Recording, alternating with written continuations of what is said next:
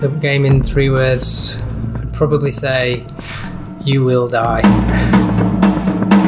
It's really going to challenge you. Probably some controller throwing moments. If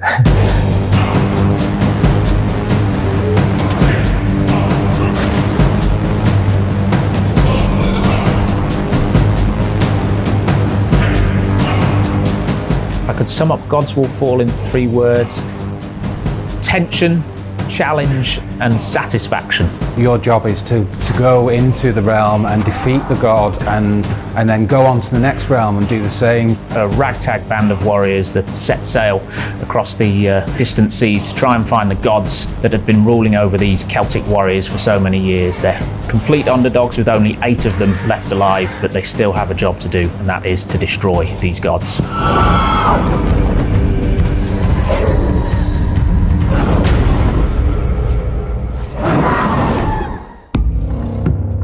In the game, there are 10 gods, and these are pretty unique gods. There is no kind of, you'll see no reuse between them. They're all very different.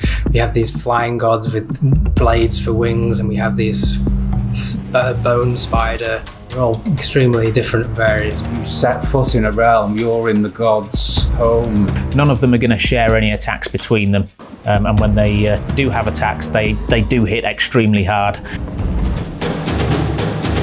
All of the gods are built around this idea of them being responsible for having created something in the world that the Celts need to be thankful for. Everything was built around an element of nature. Osseous, the god of bone and sinew, he created bones, this white wood as the Celts refer to it, and he gifted it to all living things, and he expects that white wood to be returned to them by burying their bones and letting them cross back to him across the seas of time.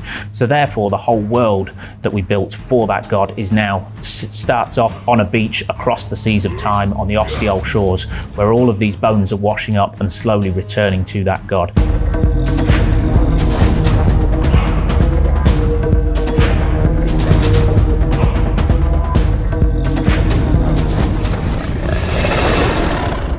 So you work your way through the realm and you kill your vassals and the creatures, and you finally get to the boss, and there's no breather. You don't get a chance for a rest here. They straight into the fight, and these are tough gods. If you're not paying attention, 2 hits, you'll be dead.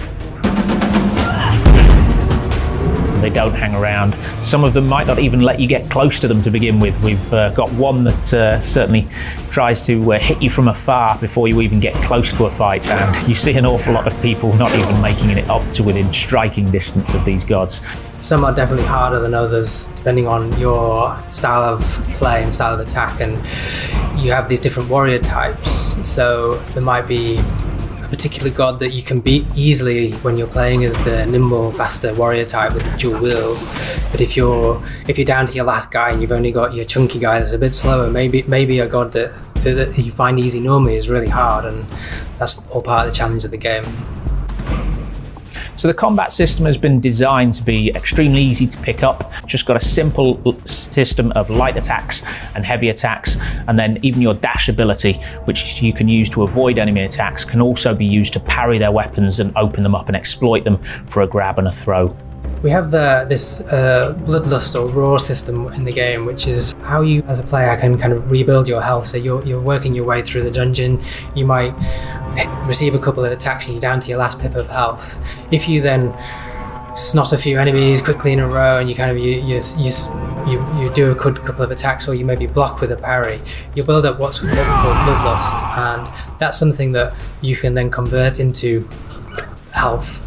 I think it's very easy to get stuck in the mindset of if you've just failed on a dungeon, you immediately want to get stuck straight back into it, so you quickly snatch at grabbing another warrior and sending them back in. But part of the design basis of Gods Will Fall has been this idea that think carefully and make careful choices about some of these things. Just blindly going into each dungeon and trying. I think you need to take a step back and then try a different dungeon, a different realm. Make sure you take your time. It's definitely not the kind of game to go in all guns blazing, kind of gung ho, mashing buttons. It's definitely a kind of take your time, look at it, like assess each enemy's attacks, make sure that you kind of you know the type of attack you're going to be seeing before you kind of waltz in, and because it's very difficult, you might just one or two false moves and you're dead.